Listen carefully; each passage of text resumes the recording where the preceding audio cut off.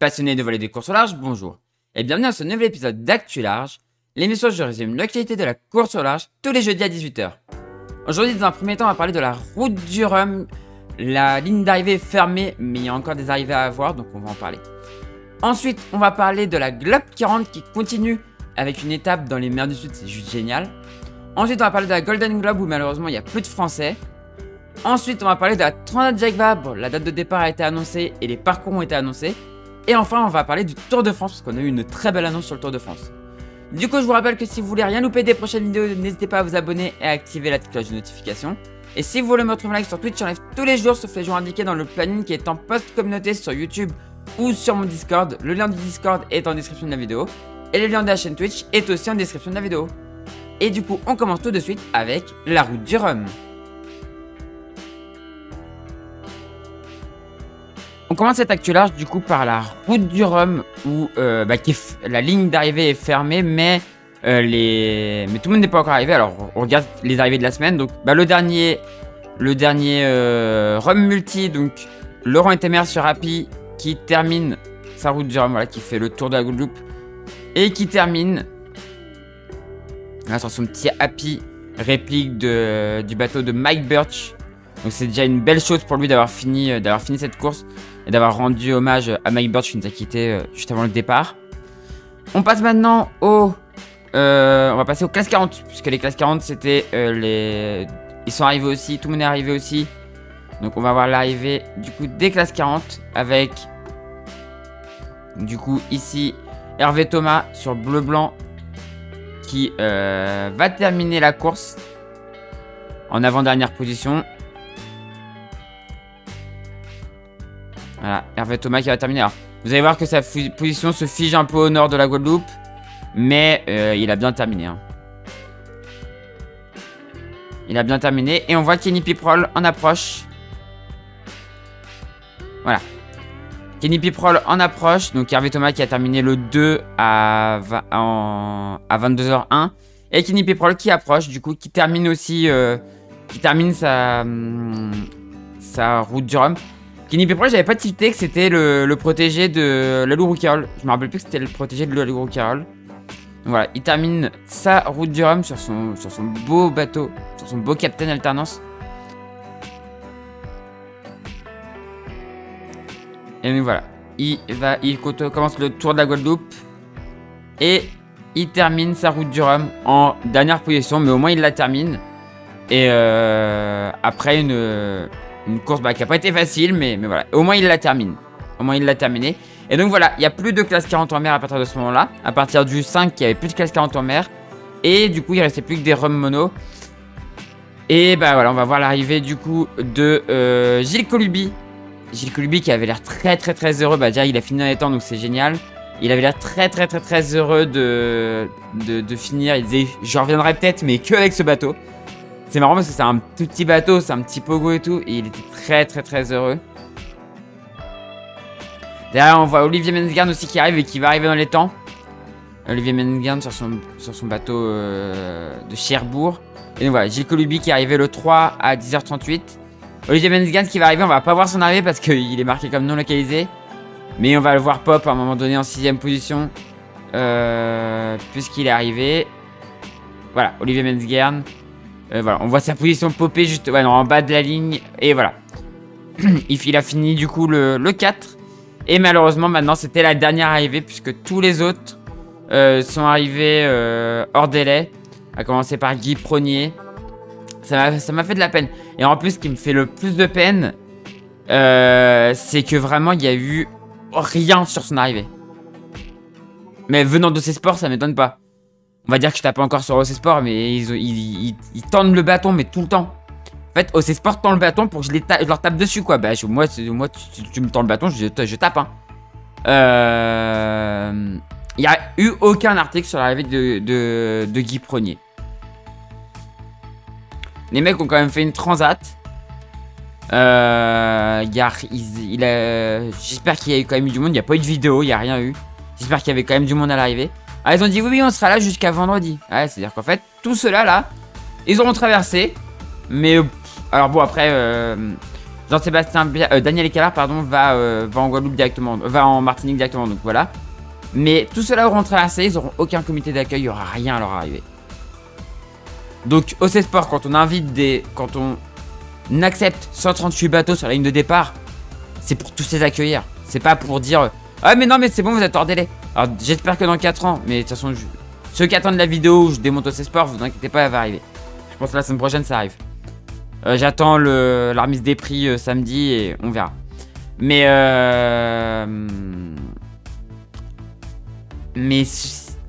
faites des lignes d'arrivée, enfin laissez la ligne d'arrivée plus longtemps ouverte. Enfin, il y a un moment donné, vous acceptez des bateaux qui sont relativement lents, comme le bateau de, ce que j'ai dit à un moment dans un commentaire, le bateau de Guy Pronier, le bateau de Olivier Mensgern.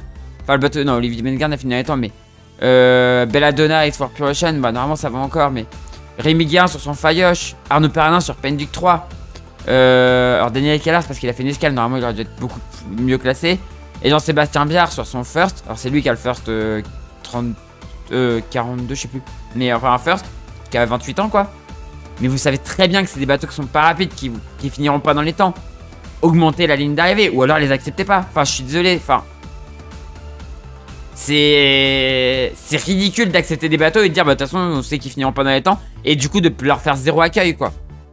On accepte des bateaux pour faire grossir le nombre de bateaux au départ, mais au final on les accueille pas et puis on leur ferme la ligne sous le nez quoi. Ça me rend fou en fait, ça me rend fou. Mais bon, je les dégommerai en vidéo, vous inquiétez pas. La vidéo où je dégomme OC Sport, ça va pas tarder à arriver. Ça va tirer à balles réelles violemment. Violemment. Je peux vous le dire que ça va vraiment tirer à balles réelles. Et qu'on vienne pas me dire ouais mais il y a eu l'accident, machin. Ouais, l'accident, il a bon dos l'accident. Parce que les lignes d'arrivée qui ferment, c'était déjà prévu bien avant. Donc il y avait beaucoup de choses qui étaient déjà prévues avant l'accident et que maintenant on met sur le dos de l'accident pour avoir bonne conscience. Mais voilà.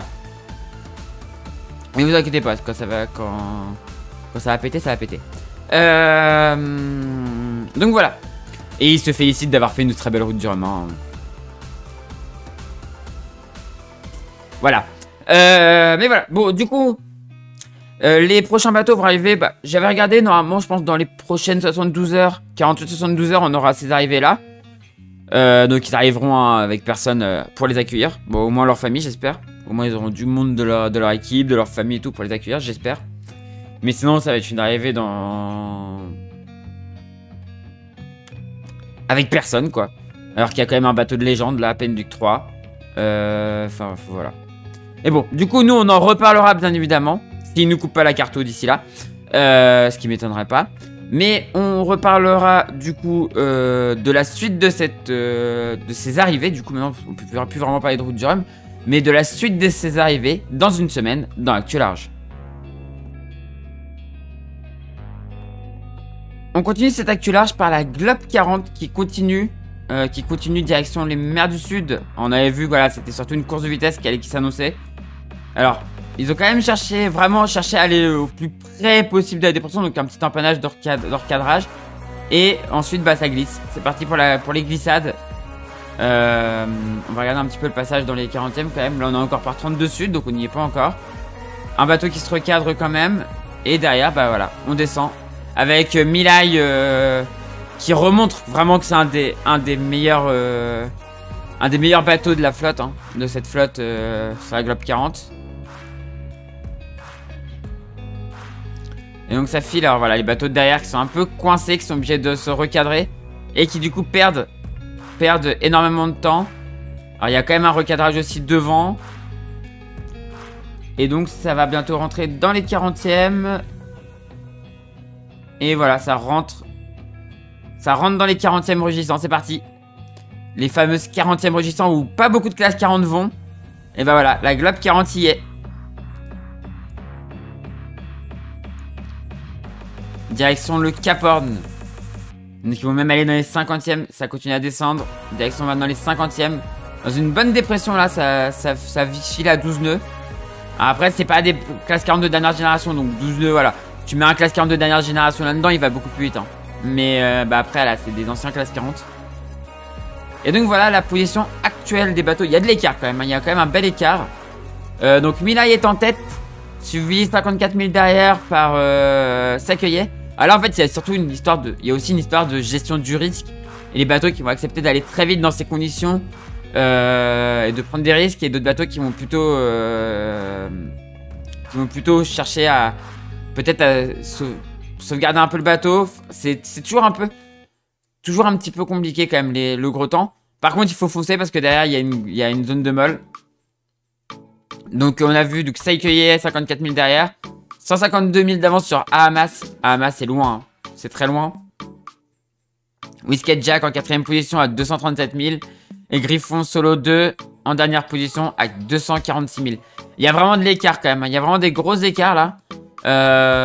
Ça semble jouer mais que sur le papier.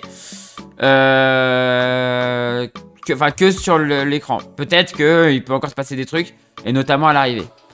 On va regarder la météo des prochaines heures. On voit qu'il y a toujours la dépression, mais derrière on a une zone de molle qui s'installe avant une nouvelle dépression, hein, qui arrive derrière encore. Bah, c'est les mers du Sud, hein. C'est comme ça, c'est les mers du Sud.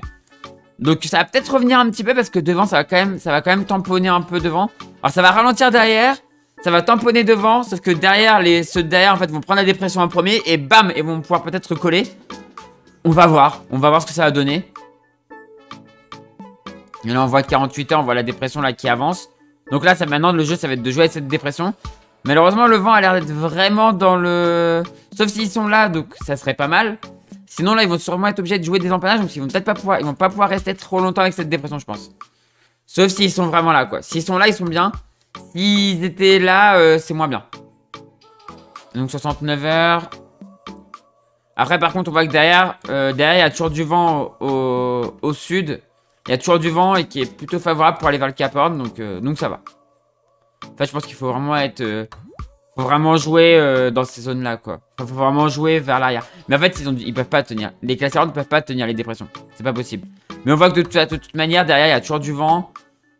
S'ils sont là, bah en fait là ils auront un vent qui sera favorable. Mais dans 90 heures je pense qu'ils seront un peu plus loin. Ils sont peut-être dans une zone de portant ici là. Donc peut-être à devoir tirer des bords. Ouais, je pense qu'ils seront plutôt à devoir tirer des bords pour aller vers le Cap Horn. Ou alors ils auront cherché à vraiment descendre très sud pour ensuite avoir le dernier bord comme ça. À voir. Mais en tout cas ça va être encore une semaine très intéressante à suivre. Le Cap Horn n'est plus très loin. Ils sont encore à 2106 000 de l'arrivée. Oui, bon, il y a quand même encore un peu de distance. Mais des classes 40 devant le Cap Horn, j'ai très hâte de voir ça. Et on suivra bien évidemment la suite de cette étape de la Globe 40 dans une semaine dans Actu Large. On continue cette Actu Large par la Golden Globe Race.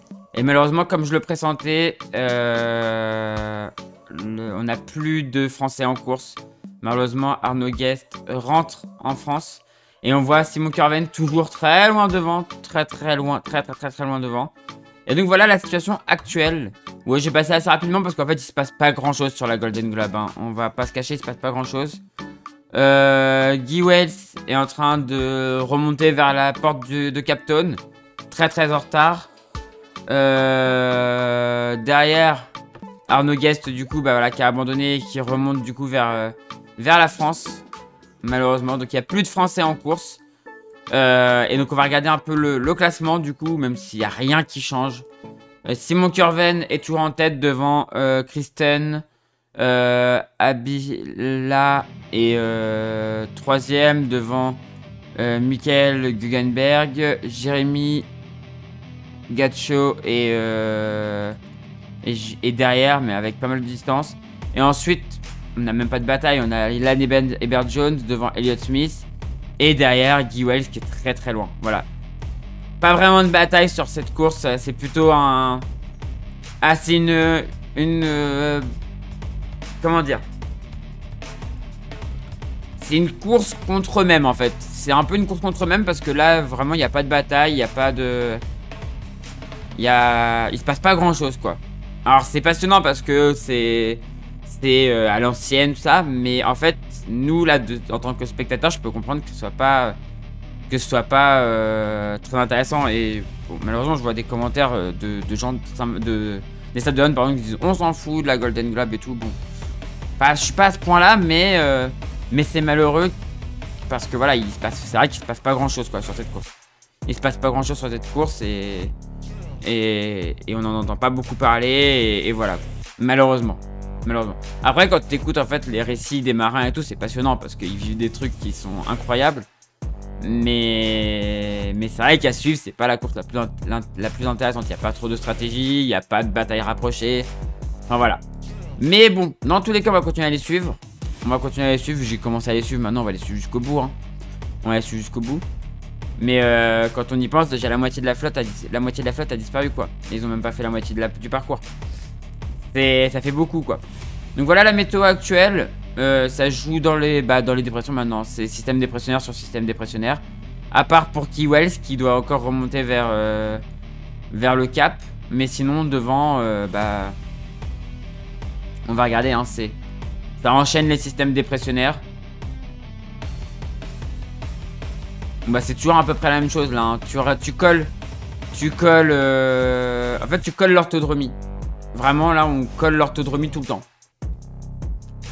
En fait à partir d'ici t'as pas moyen de redescendre, ça sert à rien de redescendre trop sud. Donc en fait tu restes proche de l'orthodromie pour remonter pour aller à l'arrivée quoi. Et donc bah voilà on voit que ça tire. En fait là l'idée c'est que pour tout le monde ça va être d'aller.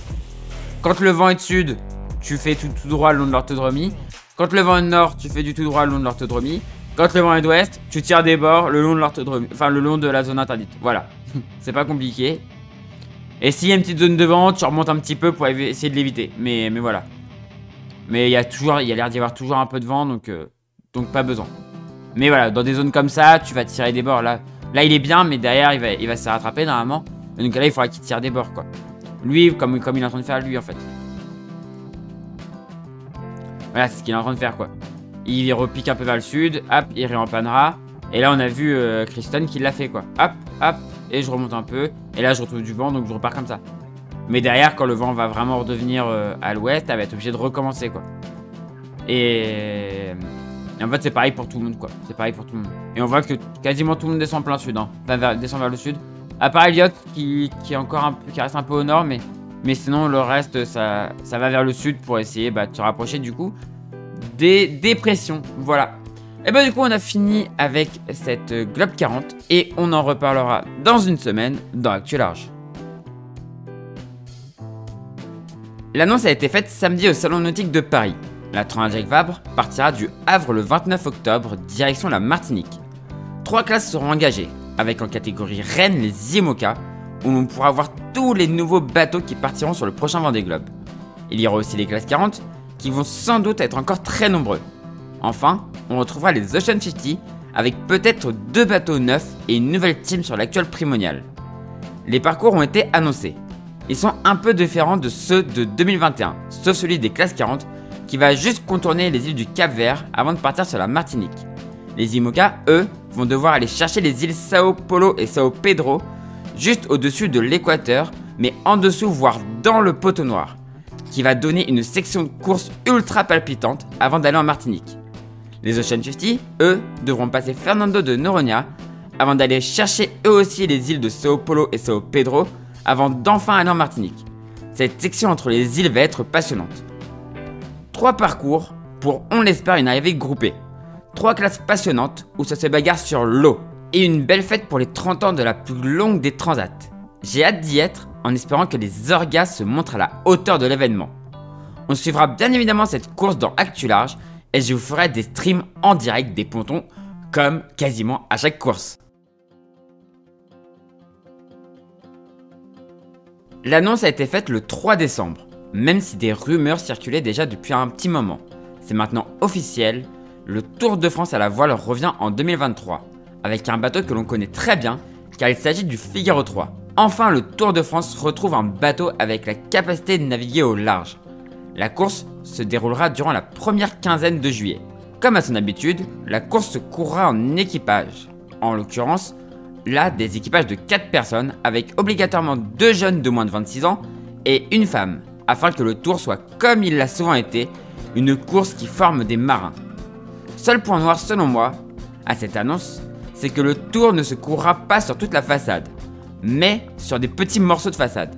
Cette année, seule la Bretagne et la côte atlantique auront le droit au Tour de France, car le Tour va en fait réutiliser le Tour de Bretagne pour commencer. En Manche et en Méditerranée, on devra attendre encore un an. C'est dommage d'avoir un bateau capable de faire de grandes distances sans vraiment s'en servir, pour faire un vrai tour comme à la belle époque, en partant de Dunkerque et en finissant du côté de Nice. J'espère que ces 2 premières années seront pleines de succès, ce qui encouragerait peut-être les organisateurs à aller sur le format d'origine, avec peut-être moins d'étapes pour réduire le temps de l'épreuve si c'est leur souhait, mais un vrai Tour de France afin d'éviter que le Tour de France ne devienne comme le Tour cycliste, un simulacre de Tour où seul le Tour n'a que le nom de Tour.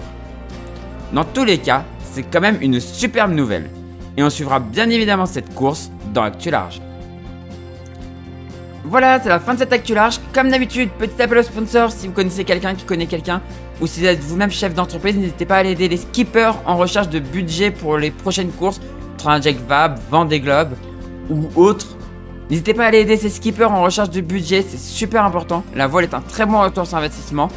Les classes, les gens s'entendent plutôt bien, à part dans une, mais de toute façon je vous conseille pas d'aller dans celle-là. Mais allez dans les autres classes, les IMOCA, les Ocean 50, les classes 40. Franchement, c'est super bien. N'hésitez pas à aller aider les skippers du coup en recherche pour les budgets pour les prochaines courses. La voile, c'est vraiment un top retour sur investissement. Vous allez avoir une belle image de marque et tout. Franchement, je vous conseille d'y aller. Et du coup, je vous conseille de prendre contact avec les skippers en recherche. Voilà. Du coup, c'est la fin de cette vidéo. Si ça vous a plu, on fait briller le pouce en l'air. N'hésitez pas à commenter et à partager. Et si vous êtes toujours pas abonné à la chaîne, n'hésitez pas à vous abonner pour ne rien rater des prochaines vidéos. Quant à moi, je vous dis à la prochaine pour une prochaine vidéo sur la chaîne Tutoria ou pour live sur Twitch. Et du coup, ciao tout le monde. Ciao, ciao, ciao.